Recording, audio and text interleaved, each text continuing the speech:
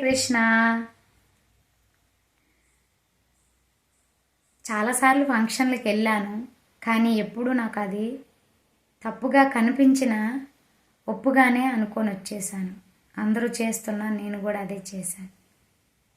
కానీ ఇప్పుడు శ్రావణ మాసంలోని గృహప్రవేశాలు, పెళ్ళిళ్ళు, చిన్నపిల్లలకి పుట్టుపంచలు కట్టేవి, పూజలు, వ్రతాలు అన్నీ చేస్తూ ఉంటారు కదా.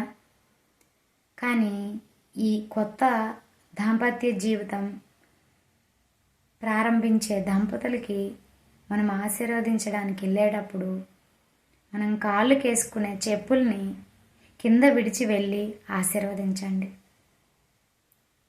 అందరికీ తెలిసిందే, కానీ ఎవరు పాటించట్లేదు. నువ్వు చెప్తాను మేము వినాలా అని అనుకోవచ్చు, కానీ ఇన్ని రోజులు నేను చెప్పలేకపోయాను. ఎందుకంటే నాకు అధర్మం సత్యం తెలియదు కనుక. ఇప్పుడు నేను సనాతన ధర్మం గురించి తెలుసుకొని పాటించడానికి ట్రై చేస్తున్నాను. మనము ఆ చెప్పులతో కొన్ని కర్మ చేస్తాము. చిన్న చిన్న జీవులను హింసిస్తాము, తెలియకుండా తొక్కేస్తాము. అవి మరణిస్తాయి, అది కర్మ. కానీ అదే చెప్పులతో వెళ్ళి వాళ్ళు ఆశీర్వదించడం వలన వాళ్ళకు కూడా అందులో భాగము ఉంటుంది. తర్వాత ముందే ఆశీర్వదించండి. తినకముందు నాన్ వెజ్ పెడతారు పెళ్ళిళ్ళు. నాన్ వెజ్ తినేసి మనం ఏ పూజ అయినా చేయము, ఏది ముట్టుకోవాలనుకోము. మన ఇంట్లో చేసుకునే పూజకు కూడా. మరి అలాంటిది వాళ్ళ 100 ఏళ్ళు భవిష్యత్తు కదా. కొంచెం ఆలోచించండి. అందరికీ నా విన్నపం ఇది. తర్వాత మనం అన్నీ ఉంటాయి, కానీ ఆనందంగా ఉండలేము. ఆనందం ఎలా వస్తుంది? ఏదో కోరిక తీరడం వల్ల, ఏదో అనుకున్నది సాధించడం వల్ల, ఏదో వస్తువు తెచ్చుకోవడం వల్ల కాదు. అది కొద్దిసేపు మాత్రమే. నిత్యం ఆనందంగా ఉండాలి. ఎలా అంటే భగవంతుడు హరినామాన్ని చెప్పడం వల్ల నిత్యం ఆనందంగా ఉంటాం. మనకేమీ లేకపోయినా మన దగ్గర భగవంతుడనే అనంతమైన నిధి ఉంటుంది. భగవంతుడు నామాన్ని కష్టం వచ్చినప్పుడే తలుచుకోవడం కాదు,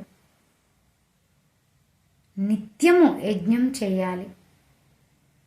దానికి రూపాయి ఖర్చు కాదు. మనము ఈ గుడికి వెళ్తాము, లేకపోతే ఇంట్లో చేసుకోవడానికి అన్నీ తెచ్చుకుంటాము. అగరబత్తి, కర్పూరం, చమురు, ఒత్తులు, పసుపు, కుంకం, చందనం అన్నీ ఉంటాయి, తెస్తాం. కానీ ఖర్చు అవుతుంది. ఖర్చు పెట్టి పూజ చేస్తాము. కానీ ఖర్చు లేకుండా చేసేది పూజ, యజ్ఞము, భగవంతుడు హరినామం అన్నీ చేస్తాం, పెడతాం. కానీ అక్కడ ఏదో ఆలోచిస్తూ, ఏదో అనుకుంటూ చేస్తాం. ఎందుకంటే మన చిత్తంలో ఉండే వాసనల ఆధారంగా నిమిషానికి కొన్ని వేల కిలోమీటర్లు మన మనసు వెళ్ళిపోతుంది. దాన్ని నియంత్రించాలంటే భగవంతుడు హరినామాన్ని చెప్తే నియంత్రించగలము. ఈ మంత్రము నిత్యము పొద్దున్న, రాత్రి, పగలు అని లేకున్నా ప్రతి క్షణము మనం చెప్పుకోవచ్చు. దీనికి ఏ నియమ నియంత్రణలు లేవు.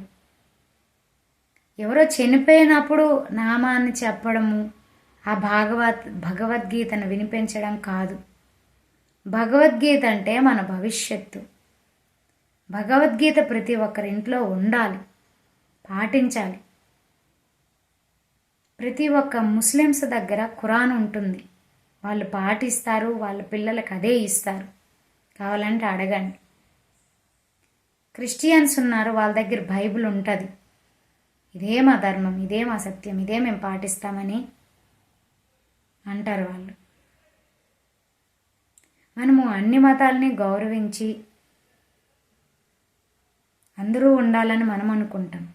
కానీ వాళ్ళు మాత్రం మా మతమే ఉండాలి, మేమే ఉండాలి అనుకుంటారు. మన దగ్గర ఉండేది దయ ఎక్కువ. ఆ దయ వల్ల మనం ఇరకాటంలో పడిపోతుంటాం. ప్రతి ఒక్కరిని చాలా ఈజీగా నమ్మేస్తాం. ఎవరిని పడితే వాళ్ళని నమ్మొద్దు. అలా నమ్మకుండా ఉండాలంటే మీరు భగవద్గీత పాటించాలి. తెలుసుకోండి. నీకు కష్టం వచ్చినప్పుడైనా సరే మీ ఇంట్లో భగవద్గీత ఉంటే పిచ్చిగా ఆలోచన చేసి ఏదో చేసుకోకుండా భగవద్గీత ఓపెన్ చేస్తే మీ కష్టానికి అక్కడ సొల్యూషన్ దొరుకుతుంది కంపల్సరిగా. 100% నేను చెప్పగలను. భగవద్గీత ఎవరికి తెలియదు, పాటించరు. అమ్మో భగవద్గీత ఇంట్లోనా అన్నట్టు అంటారు. కానీ భాగవతం వినేసి ఎలా భగవంతుడిని హేళన చేస్తాము, అది చాలా తప్పు.